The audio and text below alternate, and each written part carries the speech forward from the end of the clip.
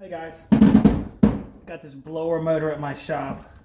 I went to an electric furnace today that had a bad blower in it. Some of you follow me on other forms of social media, and this is not the one I put up on Instagram. This one is actually in pretty good shape, this one here.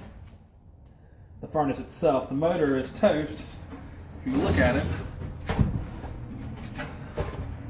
see inside here, and you can sort of see it doesn't really move all that much. Bearings are bad on this motor. Homeowner said it was smelling really bad because it was getting so hot it was burning. This motor came out of an electric furnace, so you have to look at the horsepower, amperage, and all that stuff very close, because these blower motors that come out of electric furnaces are going to be tougher than your garden variety motors. Same as when you're going to change motors on really old units, sometimes the amp rating is higher because those units are, well, they're less efficient, they had smaller ductwork, so their motors were energy hogs, but they were beasts. That's why we call those things beasts, because they would go and never stop, because they were built to go and never stop. This motor requires a 7.5 capacitor. You can read all this stuff on the side, and I'll take a picture of it hopefully when I'm done and put it up there. 1/3 horsepower. Now get this, it's 230 volt, 2.9 amps. Now 2.9 amps is awful high for a modern unit for 1/3 horsepower. So this thing is beefy because it's blowing into that tin foil tiny ductwork that trailers have, and it has to be strong to get the job done. And it's been getting the job done for 10 years until today. So what I had to do was find a motor to replace this motor.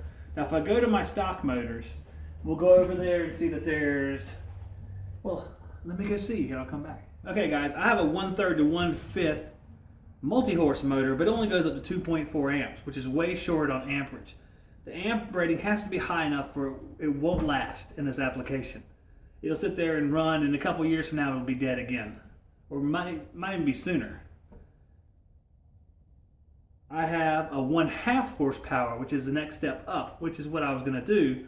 And I look at it, and it's 2.7 amps, and this is 2.9. So I'm still not going to use that in this application either. What I'm going to do is I'm going to find Century and A.O. Smith were good for this, having motors that were rated a little bit higher than some of the competition. So maybe I can find a 1/2 horsepower 3.0 or 2.9 motor. That's what I'm going to do tomorrow. But just something you need to watch out for, guys, especially on electric furnaces, these high static furnaces. The blower motors are going to be tougher than your normal blower motor. So if you throw something in off of the truck without checking the amp rating, it's going to eat that sucker up, and you're going to be coming back. You know, it could be within a matter of days or weeks.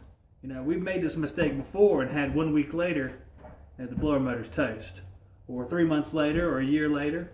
Might as well be 5 or 10 years later. That's why I tell the lady I was working for that I had some motors at the shop that were the same horsepower, even a higher horsepower, that couldn't handle the load as far as amperage. So I told her that I had to come back tomorrow, and she understood. I told her, you know, we put in one of these motors that are rated at 2.7 amps, and it might be good for a while, but in a couple years, year or two, you know, it's going to die, and then I might have to do this again. So might as well wait till tomorrow and find a 1/2 horsepower motor that can carry the load, or if they have a 1/3 horsepower motor, but it's probably going to be a 1/2. And this one requires a belly band too, so I have to get a belly band for it as well. We'll put an AMRAD capacitor on over here. I'm going to go ahead and take this stuff apart while I'm here.